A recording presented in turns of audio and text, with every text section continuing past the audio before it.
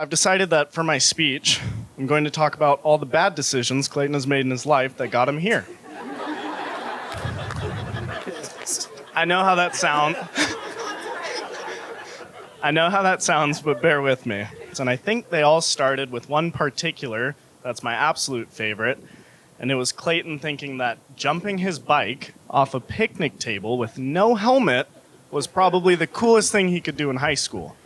You don't remember, but it was a bad idea.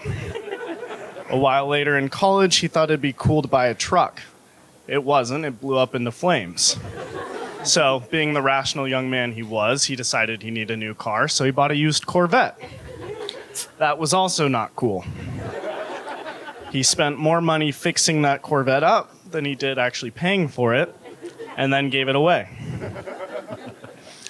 And then, being the very precise planner he is, he wanted to have a perfect future lined up for him, so he joined the military.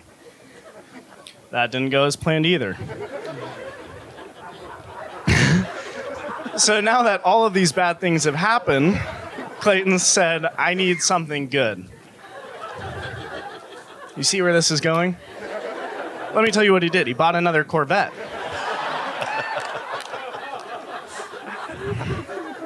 I can't make this up either. Like, same color too. So why am I telling you all of these bad things? Well, the reason is, if you look past the bad decisions and eventually get to the point where they all end up okay somehow, and that's kind of just how Clayton's life has worked out. All of his bad decisions have somehow ended up okay. And that got me thinking, if all of Clayton's bad decisions led to good things eventually, where will the best decision he ever made, marrying Haley, get him in life? And I can only imagine the beautiful things God has in store for both of you. Haley, you are the best thing to ever happen to Clayton, and I'm so glad you were tipsy enough the first night you met to give him a chance. Good morning, my love. It's finally here. The day everyone dreams about from the first time they watch a Disney movie. I cannot wait to marry you, to spend the rest of my life with you, to adventure with you, to laugh with you, and to cry with you. I love you more than you'll ever know, but hopefully I can give you a glimpse of that over the next 100 years together, if you're not too sick of me by then. You deserve the world, and together I have no doubt we can take it on. I love you so much and cannot wait to be your husband, and I am the luckiest guy in the world to be marrying you. Clayton, I cannot wait to marry you. I cannot wait until you are my husband and we get to spend the rest of our lives together. I'm counting down the hours and minutes until I get to hold your hands and say I do in front of God and all our family and friends. I promise to love and cherish you and our marriage through all that life throws at us. You are an amazing man, and I'm constantly in awe that you are mine and I am yours. You are my teammate, you are my best friend, you are my person. I love you, Clayton Silva, today and always.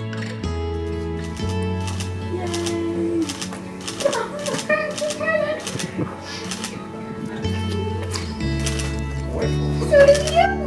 You look great. There you go. There you go. Don't cry.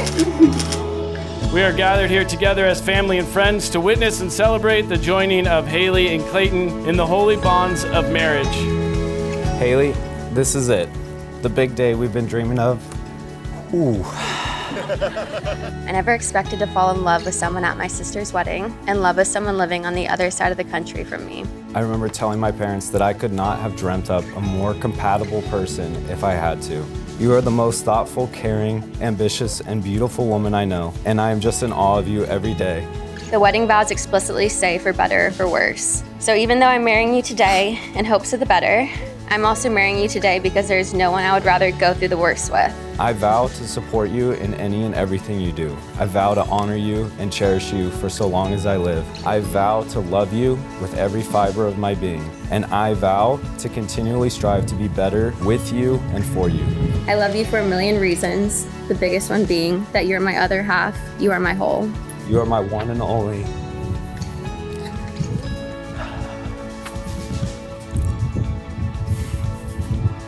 And I love you now and forever.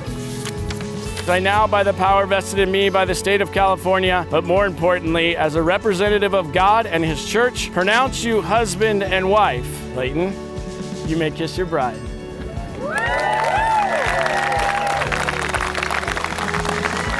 Ladies and gentlemen, it gives me an honor and pleasure to introduce you for the first time, Mr. and Mrs. Clayton and Haley Silva.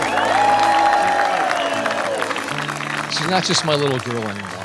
And I realize that she grew up on me splendidly. You've already built such a beautiful life together, and I'm so excited for the blessings your marriage will bring. Clayton, your mom and I are proud of you in so many ways. Most importantly, you're our son, and we love you so much. Haley, we see in you such beauty and grace, and it has been a perfect joy watching Clayton enjoy the best moments of his life with you. Cheers to Clayton and Haley Silva.